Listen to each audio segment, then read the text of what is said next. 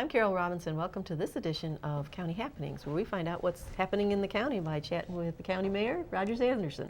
How are you today? I'm doing better than I deserve. Well, now take 30 seconds or a minute. Tell us about this vacation. You and your husband of many years went on and just got away from television. Everything. We had no internet, no phone, no TV. The TV was in French. So I think Bill was able to watch the basketball game, the NCAA basketball game, but that was it.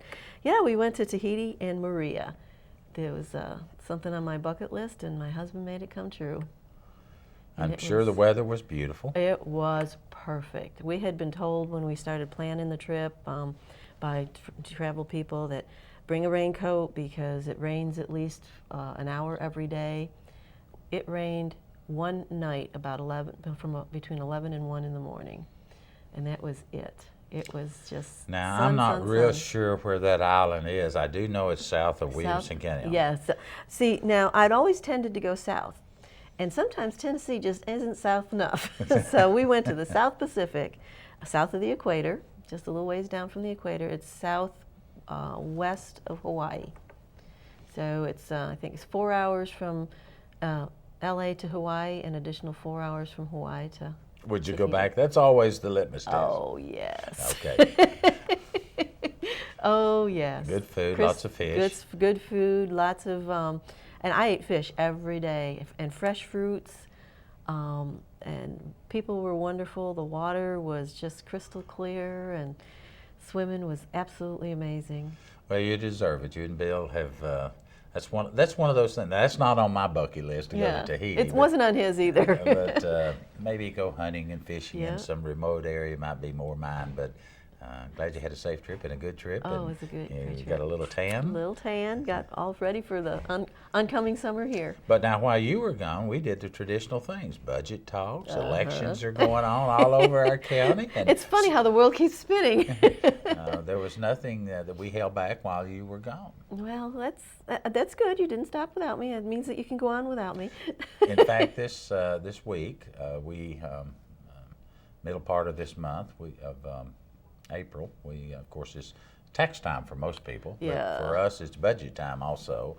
And we heard the first presentation, the first run of the school's budget. They made a presentation to the County Commission, the Education Committee, and the Budget Committee. And And it was interesting to say the least. well, it always is. You know, Yeah. Dr. Looney and I have conversations throughout the year, and he's bouncing things off of me. We're still trying to get a lot of revenue numbers in. Their department that handles the school growth, I think that was in the area of Susan Parker's area, and so many of the others that work from our community development. They work with the cities trying to determine how many new boys and girls will be in our schools. Right. And the early estimates are for when school starts in August, there'll be 896 more children in our school system than were at the beginning or the first week after Labor Day. That's kind of the period of time that you would look on a bar graph and say, given this date and given this date, how many more children we have? It's 896 more kids. Interesting number that was brought out recently, and I think it might have been Ernie Williams, the chair of the Budget Committee. It's over a period of a 10-year window, just a snapshot. We've averaged about 1,000 children per year growth. Now, in some of those earlier years, we had 1,500. Right. You remember those, and then And it dropped off a little bit. dropped off. But we've consistently had 400 and 500. But we've averaged 1,000 new children, which kind of bears out this whole number of why are we having to build schools. Right. And it's the growth that continues to happen here. Now, when you talk about growth, I mean, a lot of that is new businesses locating here. But there's a lot of people clearly that move here to live here to go to school. In the last 4 years, and we've discussed this before, a lot of people were moving here because of financial difficulties. They were moving back with their parents or siblings or something like that. Because even the last 4 years, we've had an increase, but we haven't really had a lot of movement in homes. Yeah, and the latest numbers are showing that when you talk about numbers of homes, I have no way of gauging the resale market. any differently than you would just going to pull in the sales. But on the new home construction, we look at that through a permitting process. If you as an individual or you as a developer are going to build a home in Williamson County, either in the unincorporated area or the cities, the incorporated areas, then you have to pull a permit to do that and pay your appropriate, what we call adequate school and privilege taxes for the use of the number of the square feet that you may have in our area. So we can follow that almost the following day at the end of a month, tell you, okay, that's up or down. And we clearly, in our unincorporated areas outside the city, we're to the back to 2005, 2006 level. And although percentage-wise it's a larger number than you would like to see, you'd like to see that steady climb. Right. But it was when you go back and pick up 6, 7, 8 years ago and say, wow. Yeah, well, at one point it was down to 0. Almost down to 0, that's true. And so we're talking 20 and 30 and 40. The month of March that just ended, we were about the same, but we had a 2-day shutdown period here in our county. We were installing a new computer system, so everyone just kind of had to sit on their hands and all purchase orders. Kind of a nice way to run government. Yeah, there was no money. Close it down one day. Yeah, well, we didn't literally close it down, but we couldn't do anything from not spending and not. We didn't spend any. I just wasn't going to take this. We weren't taking money in, but it's going out is a different thing. But yeah, it can come in anyway. That's right. Without a computer. And as you think about our budget for this upcoming year, again, it depends on who's presenting the budget or who's listening. Are you the receiver or are you the deliverer of the message? And the budget is up about $5 million over what it was just in the operating. Now, we have not kicked the tires, I'll use that expression, into the capital side yet, or into the hard numbers I call, like on labor issues. I mean, we've held salaries right now at 0 increase. And the reason you do that, this budget process starts in November and December, and so a lot of those early numbers are still being used. But our sales tax, our property tax, all of the things, and this county that you and I live in, clearly we pay 50% of the school's bill. They get about 52% from the state, 48% from the county, and the rest is federal dollars. We get very, very few federal dollars. Yeah, I think it's always been 1 or 2% at the most. But when you start talking about a nearly $260 million operating budget, 1% can soon add up. But clearly there's a lot of work to be done on this before it actually goes to print for the general public to have to. I think everybody involved in this would have been really surprised if at the first reading everybody said, yeah, that's fine. That hasn't happened in many years.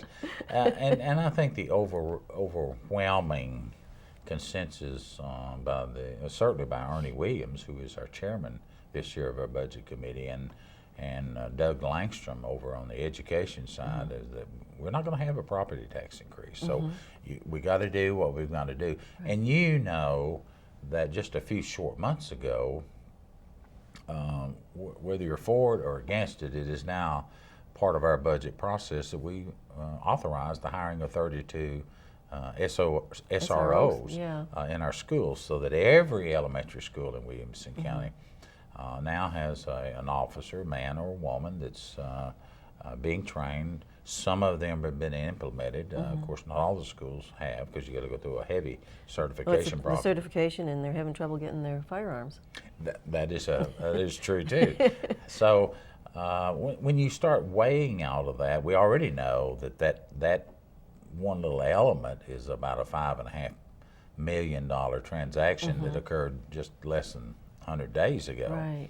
So, and you couple it with And all. it's a new item that has to be included in the next That's budget. exactly right. So we've got to take that money out, and then several new improvements are going to be going on in schools too throughout. So the schools continue to have about they get about 62 to 65% of the budget, and of course, schools percentage-wise is not calculated with the debt. When you build a new school, that becomes the county commissioner's responsibility to pay that bill and allocate the money for the principal and interest, just like you do your home. Right, right. That's a function of county commission. But in the real world, in the business world, that would be part of the ongoing cost of that individual entity. So there's lots of things to be ironed out. But We're the not bottom there line, yet. But the school's got a budget, but it comes out of the county. It comes out of several different places, but there's a good portion of it that's the counties, and then the county also. sales tax makes up a great deal of the cost of your school budget, since we don't need a state income tax.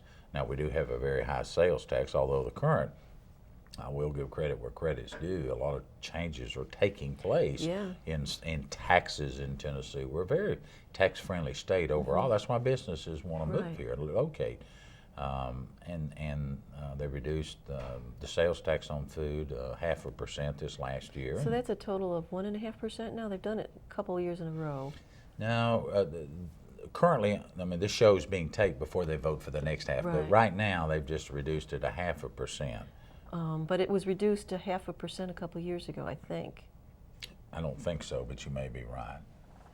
Yeah, because I think the goal is to do it incrementally, 0.25% every couple of years or something like that. But that's exactly right. And then, the Halls tax, which is a tax that is paid on dividends, and you normally see that in our latter part of our life. They're reducing that. The big one, of course, is the death tax that everyone talks about, so that it's a great place to live and work.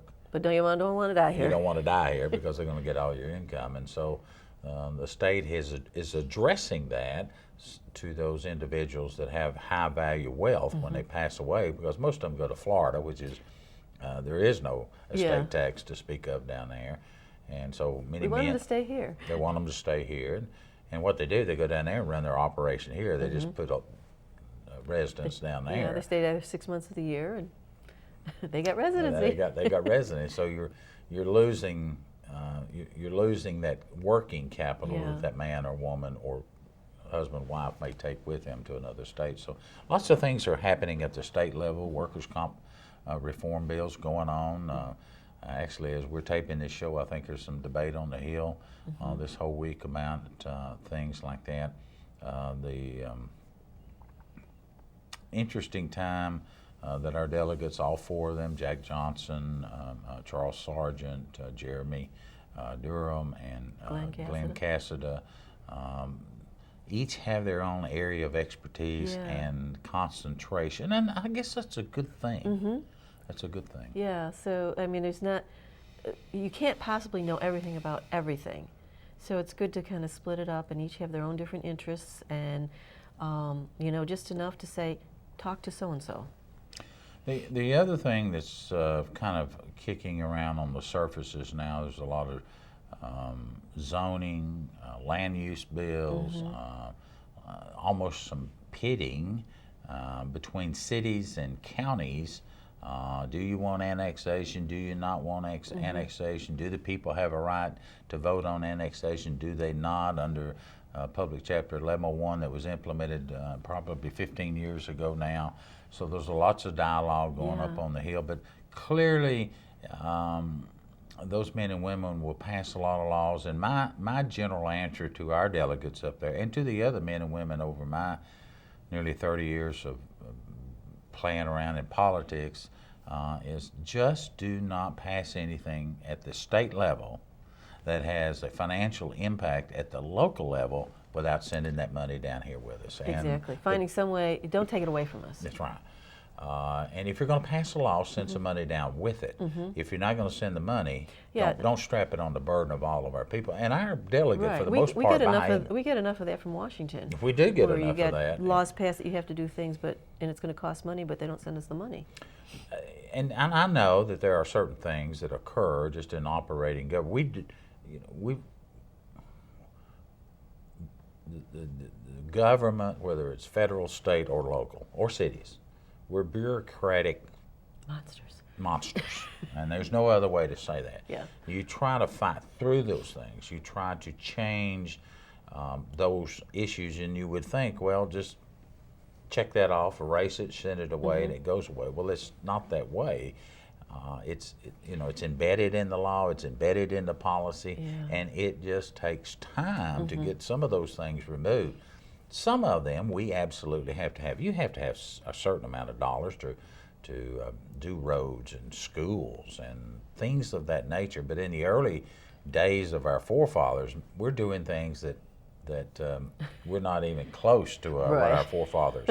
Now, some of those are, each community sometimes chooses to do things on and beyond, and there's always constant issues with that. But and it's a community choice. It's not. It's a choice. It's not a mandate.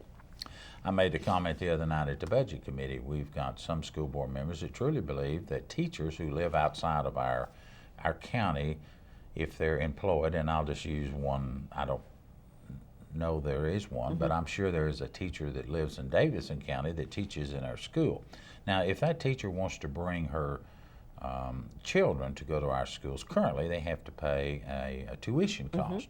But there is a movement going on that should allow those teachers to bring their children without paying tuition, and that should be part of their employment compensation. But that's a benefit that these teachers would have that teachers that live here don't have. Plus, it's only is affecting teachers. What about all the support people that go with the teachers? And then how about all the county? How about all the county general employees that live in the surrounding counties and would like to bring their children here to have this world-class. Then we've got people who own businesses here but live in a different county, and because they pay taxes here, they want to bring their kids. So you've got just it's probably not a good thing, and I have publicly said that we make choices. You do, I do, of where we want to live and how we want to live, and I think the residents, all about 90,000 people that live in Williamson County, you're going to have to pay your taxes. Right. And we're all for having great schools, so we pay for those great schools. As I indicated to you before we went on the air, we've got, according to the director of schools, superintendent of schools, Dr. Mike Looney, we've got about 400 teachers now that we're paying 100% of with no support from the feds or from the state local. And that's because we want to keep our classrooms smaller. And that's an area that anytime we really need to adjust the budget, we could adjust the budget. Exactly. Now, this commission has not done that in a long, long time, probably 20 years. Yeah. But it's that added benefit, and those 400 teachers, if they average, say, $50,000 a year, combat benefits and their salary and all that, well, 400 times 50,000. It's a lot of money. Is a lot of money, and there's no subsidy receiving when you want to go beyond the state standards. Right. So I think and it can get so confusing, and it can get so, people that push hard for education and want to continue that education.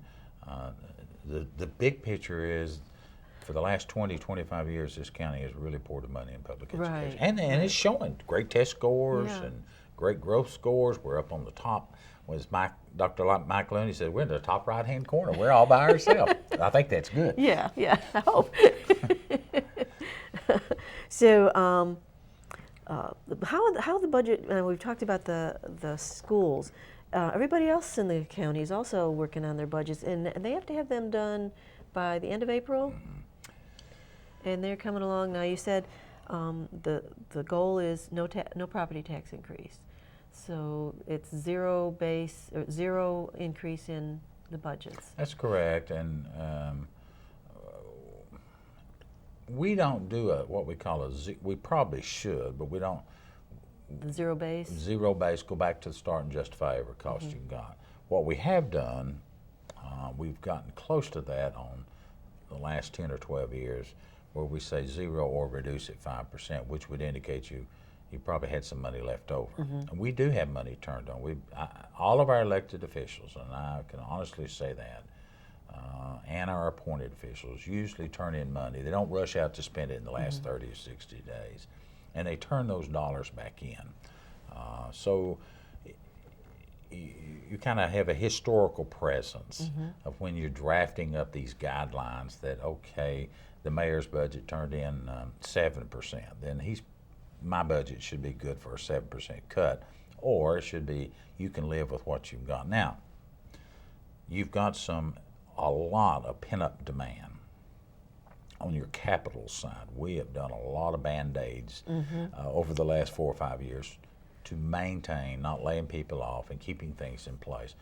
For an example, last year, as you remember, the sheriff said, he can't fix the cars up anymore. There's a point of no return for the patrol cars, and we authorized, okay, let's buy 15 this year, let's buy 10 next year, and we'll get you up to the 30 some odd that we need to have. So when we did the SROs this year, we had to have 32 new SROs, and each one of those SROs have to have a vehicle, so that's 32 vehicles. They have to have the lights and the bars and the radios, all the things Yeah, that that doesn't come when the car comes. No. So what you really do, you take some of the old patrol cars and give those to the SROs, give the new vehicles that are out on the patrol those cars. So in some ways, having the They're being recycled. They're being recycled. And in some ways, bringing on the SROs, we're not having to fund those extra. We owed them 14, 15 new cars this year, so those were absorbed. So it's kind of bad business to say it this way, but you didn't have to spend it over there, so you can spend it over here, so you saved here. Well, that's not really the case. We just took that money and put it over here. You just didn't retire the cars, you kept using them. Instead of, you're still going to buy the same on the same schedule, but you're not retiring the vehicles that you thought you were going to retire. Some of those vehicles, most of those vehicles that we're retiring are 100,000 miles plus, and they've seen pretty much their life out on the field or out on the roads. And you've got to give these men and women in law enforcement vehicles that they know are going to move when they have to move. And reliable. An SRO needs one to go to that school. Right. And then to come back, and the vehicle itself acts as a deterrent on the school grounds too. So yes, our premium for insurance is going to go up now because we've added 32. Actually, we'll add more than that. A lot of pent-up demand at all of the departments out there that have held back IT improvements. Well, all costs are going up in government, just like in your house. The cost of the internet's gone up. The cost of food for our prisoners, which is always a sore spot to talk about, it's gone up. And our state and feds, mostly our state, we're having to continue to house more and more state prisoners because the state doesn't have the room for the state prisoners. Right. Although in Bledsoe, Tennessee, they're building a new prison, that'll help some. But some systems, we have a jail capacity of about 450, and we're at around 400. We normally run 250 to 300. Wow. So when you put an extra 75 to 100 men and women into your system, that's more food, that's more clothing, that's more health care. And you need more officers there because you've got conflicts. So what happens at that federal and state level does have a direct bearing down here. Now the state reimburses us $37 a prisoner, but yet it cost us about $60. So that math. Where's that working? that math won't work. I don't care where you go to school at, but that's the reimbursement rate. You have to do things in the jail system that is so upsetting to many taxpayers, and even to me. You have to give them balanced meals. Yeah. If you go to court, you lose that one because that's a federal case. You have to provide medical care for them. Now, as the sheriff said, boy, that's limited, but you do have to take care of a lot of those things. I know we're running out of time, and you had some other things you want to talk about. I can talk about the budget all day. You've got. Well, speaking of prices going up, we've got the fair going on, but the price of admission is staying the same. Same as same. The fair will start August the 2nd. The first Friday in August. Should be good and cool again. Yeah. The theme this year is Rock Around the Fair. It's a little rock and roll. Little rock and roll. Little I know Elvis. Diane Elvis is coming back. Elvis is coming back. The men and women that are involved in that, and I do go to the monthly meetings, but for the most part, mine's a overseer of it, but it is just rocking along, and they're so excited. And one of your cohorts, if you're watching this show, Tom Lawrence is going to be heading up the Senior Day activities for the bingo and all those activities, and we will have between 300. It's going to be fun. It will be 350 to 500 people show up for that particular day to enjoy the activities, and for seniors, it doesn't cost a thing. That's kind of nice. I think I qualify now. Well, or getting close anyway. I'm not going to touch that with a 10-foot pole, but the fair has got a good acts, good, it's wholesome, it's clean. It is hot, but you have the air-conditioned arena, and you it's get the nice. air-conditioned arena, and it's Tennessee in August. Time we do this show next time, we'll be getting closer, if not already past graduation. Oh, I know. But where did this year go? Well, for you, it's in Tahiti. Yeah. For the rest of us, we're staying here working. Oh, darn, that's right. But graduation will be here, and we've got all of our high schools that are just pouring out the students to enter the next phase of their life, whether it's college or whatever it may be. It's a happy, sad time for families and It's teachers. happy for mothers and daddies, and it's sad for mothers and daddies. You and I have gone through it. Yeah. Empty nesters isn't all that bad once they get going. Well, they keep coming back. They keep coming back. But that's good. Well, since I've seen you last, I need to report and say thanks to my son and his wife. They gave me another grandbaby, and it was a grandson. And so it's the first Anderson, male Anderson.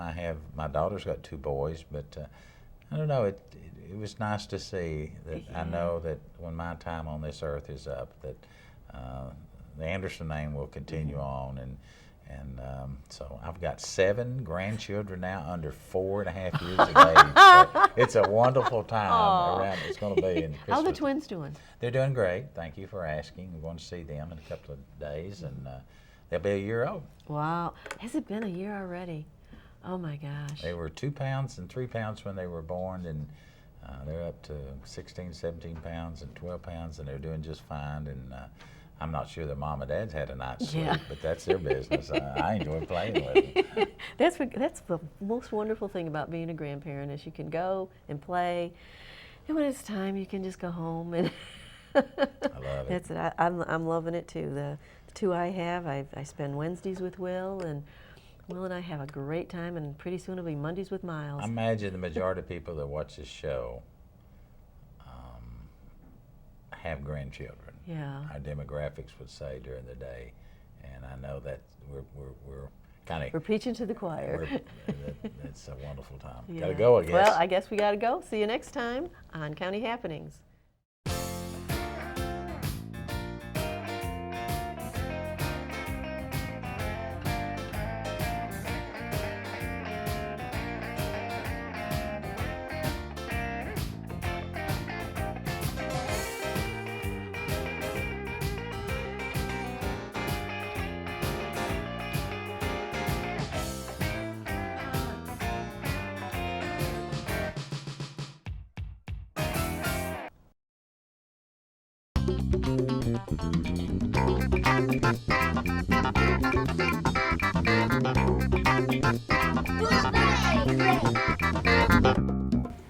Hi, my name is Megan Sutherland, and the book I'm sharing with you today is called Voyage on the Great Titanic, The Diary of Margaret Ann Brady by Ellen Emerson White. This story is about a young girl named Margaret Ann Brady traveling to America on the Great Titanic. With her boss, Mrs. Carstairs, she's going to New York City where she will work as a maid. On the voyage, she gradually befriends a crew worker named Robert. They have many fun times together and enjoy each other's company before their friendship comes to a screeching halt. In this book, you learn about Margaret's journey with everyone she meets and what she herself tells you about the trip.